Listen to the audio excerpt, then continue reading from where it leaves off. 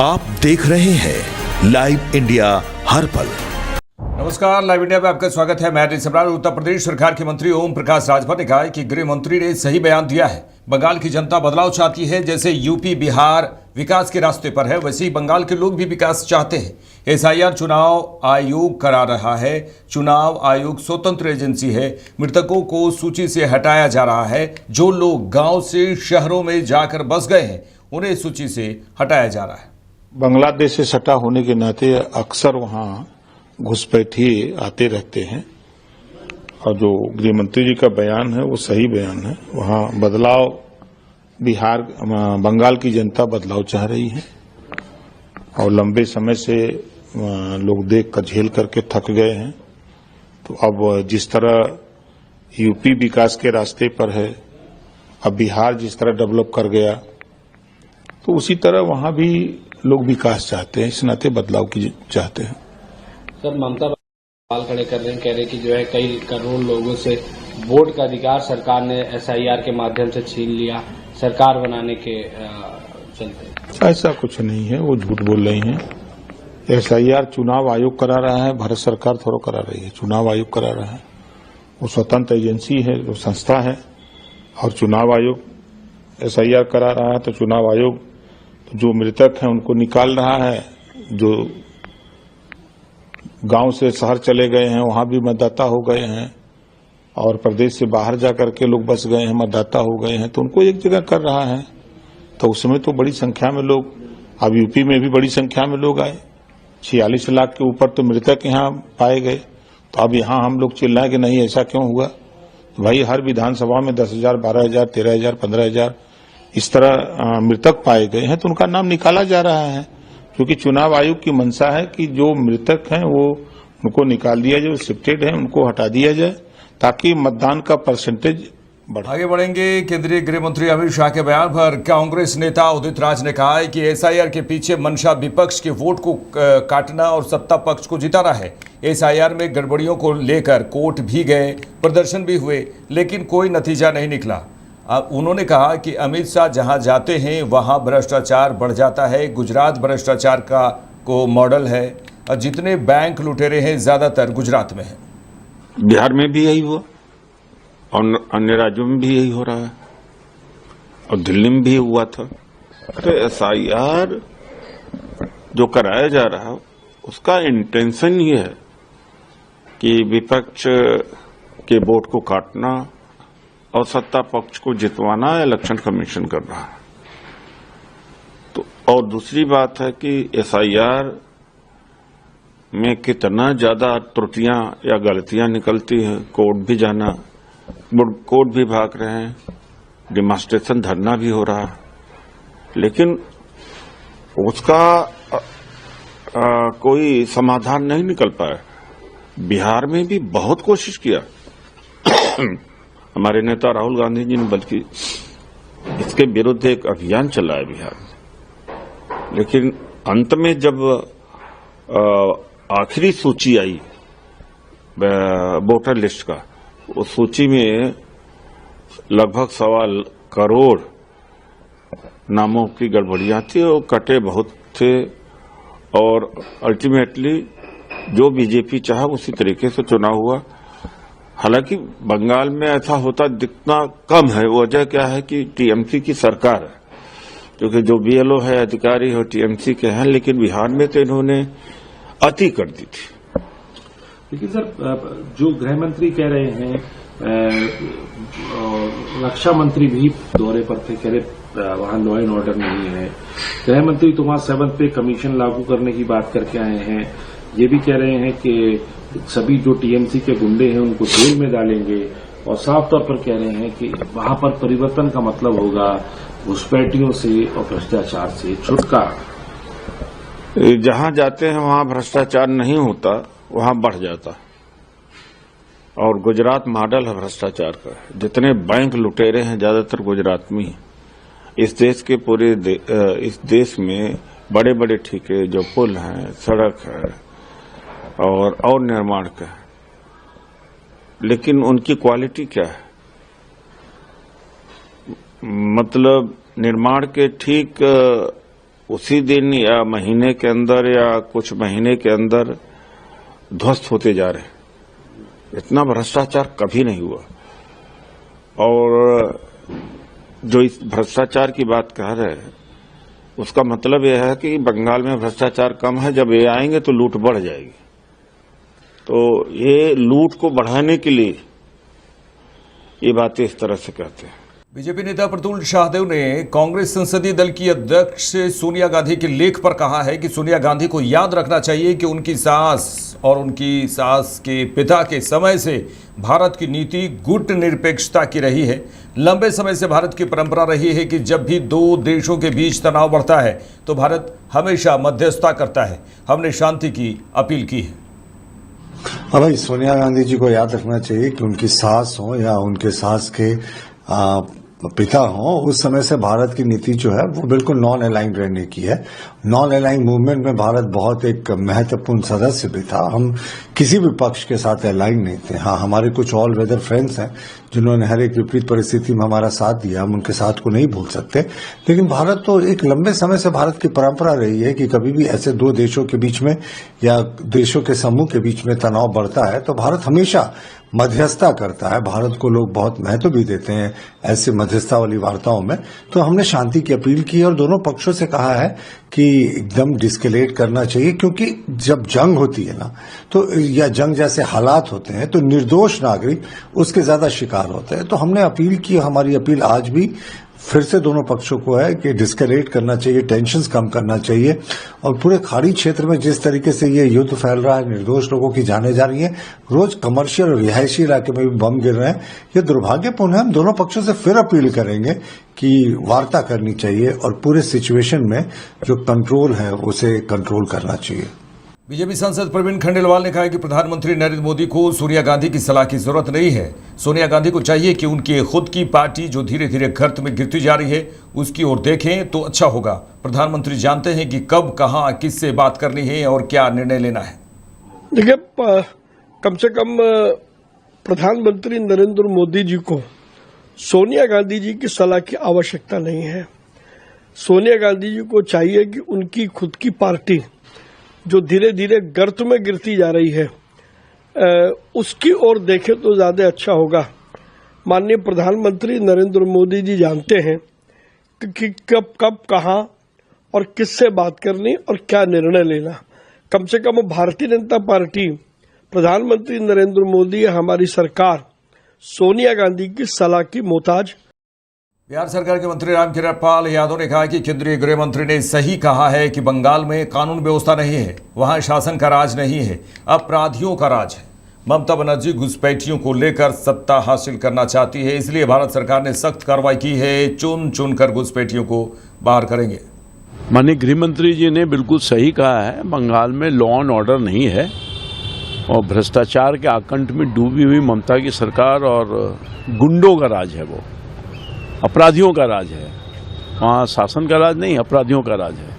तो वहाँ की जनता उब चुकी है और मैं समझता हूँ कि इस बार जब चुनाव होगा भारतीय जनता पार्टी 2/3 बहुमत से जीतेगी, कोई नहीं रोक सकता है। अगर अभी चुनाव हो जाए अभी रिजल्ट हो जाएगा। और मैं समझता हूँ कि लोग भ्रष्टाचार में जो आकंठ में डूबी हुई सरकार है सब लोग जेल जाएंगे। ममता बनर्जी वो ये कह रही है कि बंगाल में लगभग अब 1 करोड़ 20 लाख लोगों का वोट देने का अधिकार वंचित करके, क्या आपको लगता है यह मतदान देने का अधिकार का ये भारतवर्ष है। भारत के नागरिक को ही भारत में रहने का और यहाँ के भोजन व्यवस्था खाने का अधिकार है। घुसपैठियों को ला करके ममता जी चाहती हैं कि हम सत्ता हासिल कर लें, तो कदापि नहीं होगा।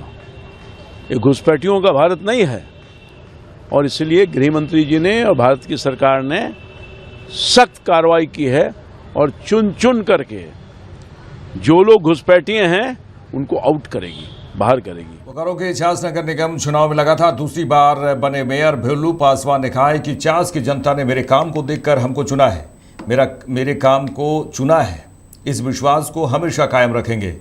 उन्होंने कहा है कि जो भी अधूरा काम है उसको पूरा करेंगे। पिछले 5 साल से चुनाव नहीं हुए थे, जिसके चलते बहुत काम अधूरा है जो सब पूरा करना है। जांच की सबसे बड़ी समस्या पानी की है। 5 साल में जो भी घोटाला हुआ है सभी अधिकारी जेल जाएंगे। योजना के पैसे को योजना बनाकर लूटा गया है। उन्होंने कहा है कि बोर्ड गठन होगा, उसमें हम लोग एसीबी को जांच के लिए लिखेंगे, अधिकारी अपना बयान देंगे। 80 करोड़ रुपया जुस्को को भुगतान कर दिया गया है, जो कोई घर में एक बाल्टी पानी भी नहीं दिया है। उन्होंने कहा है कि ऐसा बहुत सारे फर्जी कंपनी को ये लोग पैसा दे दिए हैं। कमीशन के चक्कर में अब जांच होगी और निश्चित ही इन लोगों पर कार्रवाई भी होगी। सब काम पूरा करेंगे। पिछले 5 साल चुनाव देरी हुआ है, चुनाव नहीं होने की वजह से बहुत सारा काम अधूरा है और जैसे ही हम लोग शपथ ग्रहण करेंगे उसके बाद काम पूरा तेज़ी से होने लगेगा। और जो वार्ड का समस्या है हम लोग तो सब जगह भी चुनाव में घूमे हैं, देखे भी हैं, उसको पूरा करेंगे। एक्सपेक्टेशन नहीं था कि मतलब 17,000 जीत तो ये था, लेकिन 17,796 जहाँ राष्ट्रीय पार्टी, राष्ट्रीय नेता कई लोग आए, दिग्गज आए, भोलू जी शांत थे, शांत नजर आए। कैसे मतलब ये पहला राउंड जैसे हुआ, दूसरा तीसरा में आप चढ़ते गए हैं क्या? वो तो देखिए सब हवाई थे, जितना नेता लोग सब घूम रहे थे ना, इन लोग का सब हम तो पहले दिन नॉमिनेशन के दिन ही बताए थे कि कैंडिडेट डमी है, सब भाड़ा का भीड़ लेके घूम रहा था ये लोग, कोई लोग पास तो अपना जनाधार नहीं है। तो जनता में कहीं कुछ था ही नहीं, सभी लोग अपने ख़त्म हो गए। और अब तो जनता बहुत जागरूक है, हवाई बयान भाषण से तो कोई वोट देगा नहीं, काम करना पड़ेगा। और हमको लगता है कि ये लोग काम पे फोकस नहीं कर रहे थे, ये लोग सिर्फ बड़ा बात कर रहे थे। एक पहली बार आप मेयर बने, उसके बाद कुछ दिन गैप रहा, फिर दूसरी बार मेयर बने। मैनेजमेंट किस तरीके से, चूँकि एक राष्ट्रीय पार्टी का मैनेजमेंट अलग था, आप किस तरीके से मैनेजमेंट कर रहे थे? मैनेजमेंट कुछ नहीं था, जनता ही पूरा मैनेजमेंट कर रही थी। और जनता वही 5 साल जो काम हुआ था उसको जनता देखते हुए फिर से जनता आगे और 5 साल के लिए अपना विश्वास से अपना मत दिए है। और जनता को दिखा कि 5 साल मेरे रहते हुए कैसा काम हो रहा था, और बीच में 5 साल जब चुनाव नहीं हुआ तो फिर हालात बदतर होते चला गया। तो ये दोनों तुलना करके जनता ने अपना मत दिया है। आपका कोई स्टार प्रचारक नहीं है, खुद स्टार? हम लोग का स्टार प्रचारक पूरा जनते थी, जनता हम लोग का स्टार प्रचारक थे। और चुनाव में ये तो घर घर का चुनाव है, ये तो स्थानीय चुनाव है, इसमें बाहर के लोगों का प्रचार का कोई मतलब नहीं बनता है। ये तो ज़बरदस्ती लोग हाईटेक चुनाव कर रहे थे, जिसको पब्लिक ही नहीं पहचान रहा है। ठीक है, बाहर के नेता जहाँ के वहाँ के, यहाँ के तो नेता अब है नहीं। ज़मीनी स्तर पे आपको बात करना था, लेकिन ज़मीनी स्तर पे ये लोग की कोई बातें नहीं हो रही थी। हिंदू मुसलमान धार्मिक बात करके ये लोग वोट लेना चाह रहे थे, लेकिन अब तो वो समय नहीं रहा, तो आदमी सब जागरूक है। पहली राउंड में आप पिछड़ गए थे, फिर जब दोनों बार हम पहले राउंड में पीछे रहते हैं, इसलिए कि वो पहला राउंड खुलता है जहाँ से उधर हमको वोट नहीं मिलता है, उधर आप समझ रहे हैं किसको मिलता है। अब बाकी जब बाईपास पकड़ता है तो हाईवे की तरफ मेरा स्पीड वोट हो जाता है, वो हर बार वैसे होता है। तीसरा के बाद हम फर्स्ट में चल जाते हैं। इस बार वही हुआ। कभी लगा था कि मतलब नहीं, हम तो आश्वस्त है। हम तो चुनाव के समय जिस दिन नॉमिनेशन किए तो उस दिन भी हम बोले थे कि मेरा जीत सुनिश्चित है। और कभी भी आप जान लीजिए कि 50 का पब्लिक हमको कभी ऐसा हो ही नहीं सकता है, क्योंकि मेरा हर घर से व्यक्तिगत लगाव है। अब वोटर थोड़ी है, मेरे साथ कोई वोटर वाला रिलेशन नहीं है, सबके साथ मेरा व्यक्तिगत रिलेशन है, तो वो मेरा हिसाब किताब रहता नहीं है। अब जिम्मेदारी बढ़ गई, जिम्मेदारी को पूरा निभाएंगे अच्छा से। सबसे बड़ी एक समस्या रहती है पानी की। 300 करोड़ की योजनाएं आ गई, लेकिन उसमें बहुत सारे अधिकारी को अभी हम लोग उस पर FIR भी करेंगे। आप देखिएगा जो घोटाला हुआ है निगम में 5 साल में, उसमें कई अधिकारी आप जेल भी जा रहे हैं, निश्चित जेल जाएंगे, इसमें तो कोई दो राय नहीं, क्योंकि बहुत बड़ा व्यापक पैमाने पे पैसा को लूटा गया है और एकदम प्री प्लानिंग करके लूट लिया गया है। और वो सब हम लोग को पता है। अब बोर्ड गठन होगा, उसके बाद हम लोग ACB को जांच के लिए पहले लिखेंगे, उसके बाद आप देखिएगा अधिकारी अपना जवाब देंगे कैसे कैसे वो लोग किए हैं। जो 80 करोड़ रुपया जिसको को भुगतान कर दिया गया है, एक बाल्टी पानी नहीं दिया है, 80 करोड़ रुपया भुगतान कर दिया गया है। ऐसा बहुत सारा फर्जी कंपनी को ये लोग पैसा दे दिए हैं कमीशन के चक्कर में, जो कि अब जाँच होगा तो निश्चित है कि कार्रवाई होने तय है। उसमें पूर्व के 2 नगर आयुक्त, 3 नगर आयुक्त हैं, एक रिटायर नगर आयुक्त अनिल सिंह हैं, उनका तो जेल जाना तय है। शशि प्रकाश झा अभी NRHM में है, वो भी जेल जाएंगे। अब मैडम 100% बता रहे हैं, ये लोग घोटाला माने महा घोटाला कर दिए हैं। आनंद सिन्हा किए हैं घोटाला। ये सब 3-4 अधिकारी का तो पूरा डाटा है हम लोग के पास, लेकिन चूंकि अब जनता का जब तक चुनाव नहीं हो तब तक हम लोग कार्रवाई करेंगे। अभी तो अधिकारी का स्तर पर नहीं बहुत ज़्यादा कार्रवाई होगा, तो अब चूंकि होगा। माननीय विधायक अनूप जी के जयमंगल सिंह जी के आवास पर स्वागत समारोह रखा गया था और उन लोगों को हम लोगों ने सम्मान दिया। उसके पश्चात होली का कार्यक्रम था और अभी एक सामाजिक कार्यक्रम में हम पूर्णिया जा रहे हैं। उसी क्रम में हम थोड़ा सा 10 मिनट के लिए आए थे यहाँ और यहाँ से फ्रेश होने के बाद फिर हम वहाँ निकल रहे हैं, फिर रांची निकल रहे हैं। आपके समर्थित जो है कई प्रत्याशी जीते हैं, चाहे जमशेदपुर हो चाहे यहाँ हो, क्या कहेंगे? यह जनता का विश्वास है।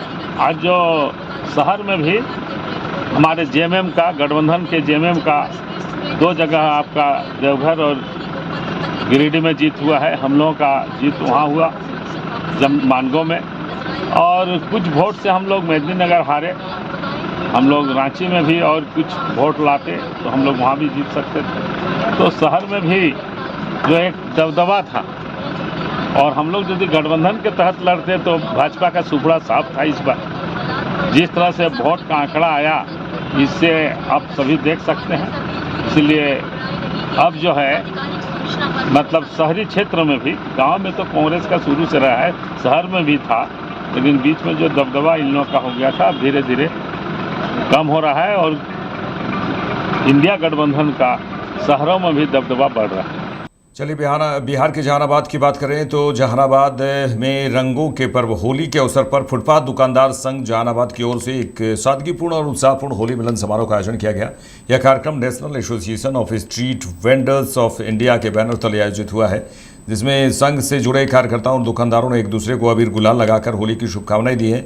कार्यक्रम के दौरान उपस्थित सभी सदस्यों ने आपसी प्रेम, भाईचारा और सौहार्द के साथ होली का पर्व मनाया। इस मौके पर संघ के कार्यकर्ताओं ने कहा कि होली केवल रंगों का त्यौहार नहीं, बल्कि आपसी रिश्तों को मजबूत करने और समाज में प्रेम और एकता का संदेश देने का पर्व है।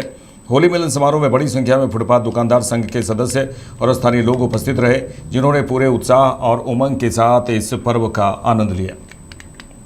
हर साल की भांति इस साल भी होली मिलन समारोह national association of street vendor के बैनर तले फुटपाथ दुकानदारों के साथ मनाई गई, क्योंकि लोगों को थोड़ी सी साक्षरता की कमी है फुटपाथ दुकानदारों में। इसलिए हम लोगों ने सभी बातों को क्रमबद्ध तरीके से लोगों को कहा कि यह नशा मुक्त होली मनाएं, पानी का कम उपयोग करें, सूखे रंग या गुलाल लगाएं। जो स्वेच्छापूर्वक रंग नहीं लगाना चाहते हैं उससे रंग अबीर न खेलें, क्योंकि देश की भावना न बढ़े और आपने में अपनापन क्रम सीमा पर रहे। इसलिए मैं जिला प्रशासन से भी आग्रह करूंगा कि कुछ नशेड़ी लोग को, असामाजिक तत्वों पर पौनी नजर रखें, ताकि वो जिले में कोई तरह के शरारत न कर सके। वैसे फुटपाथ दुकानदार भी हमेशा अग्रसर रहेगा जिला प्रशासन या नगर प्रशासन को सहयोग देने में। कहाँ पे ये आयोजन किया गया? ये उनका सब्जी मंडी वेंडिंग जोन में व्यवस्थित हुआ है। ये सब्जी विक्रेताओं,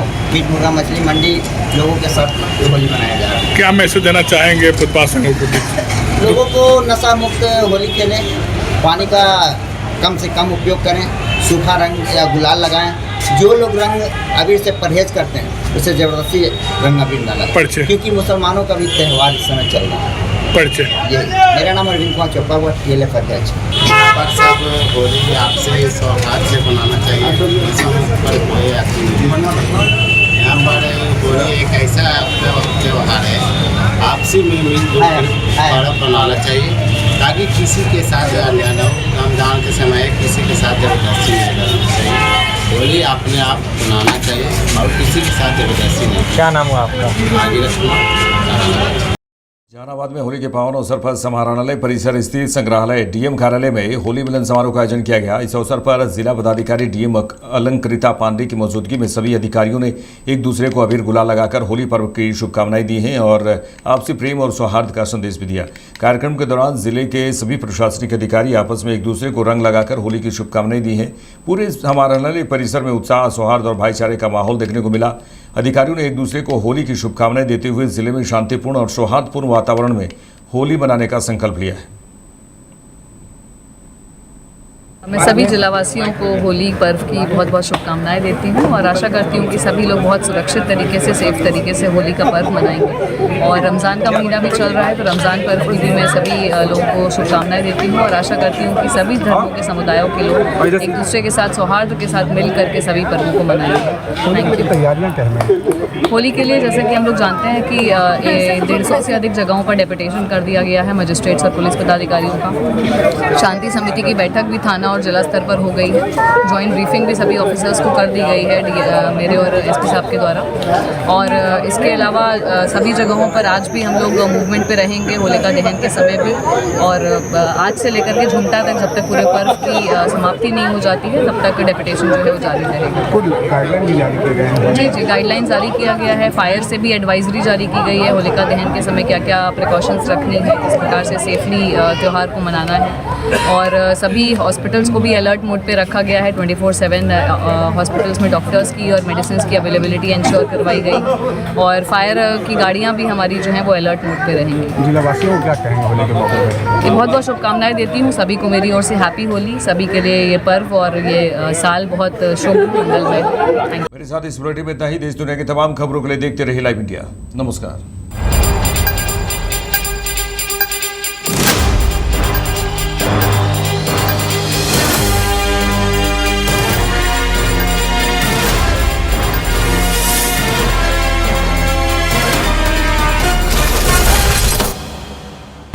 आप देख रहे हैं लाइव इंडिया हर पल।